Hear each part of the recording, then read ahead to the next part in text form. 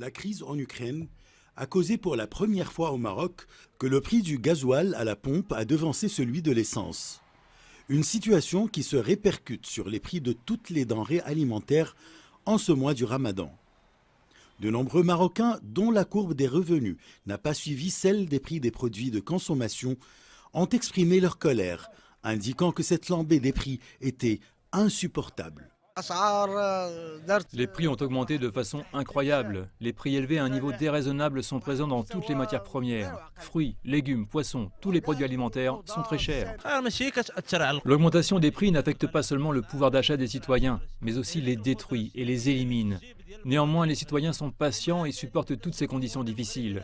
Quand vous voyez que la bouse coûte aujourd'hui 12 dirhams et que les poivrons coûtent 12 dirhams, ainsi que les tomates, tout cela épuise la poche des citoyens, alors pitié pour le peuple marocain.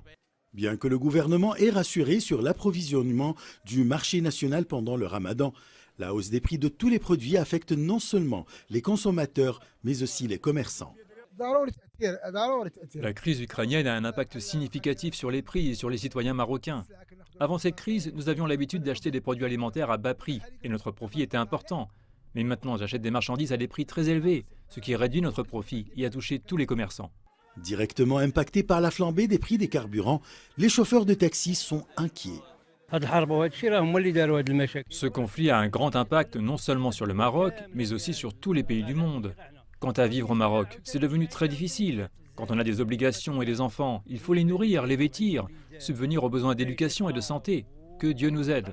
Pour atténuer les impacts causés par la flambée des prix des carburants dus à la crise en Ukraine, les tarifs du gaz et le prix du pain restent subventionnés par l'État et un soutien exceptionnel vient d'être lancé pour les professionnels du transport public et routier.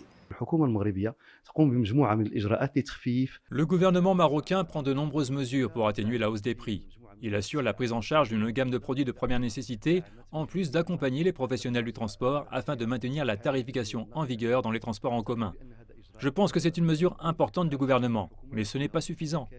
Ces procédures nécessitent des mesures globales, étant donné que l'accompagnement des professionnels est assuré aux professionnels publics et non aux conducteurs. Mais ils sont une composante essentielle du système de transport collectif. Avec des sources d'approvisionnement diversifiées en provenance de l'Argentine, du Brésil, du Canada et l'annonce d'une politique d'aide et de soutien, le Maroc espère bien faire face à la crise.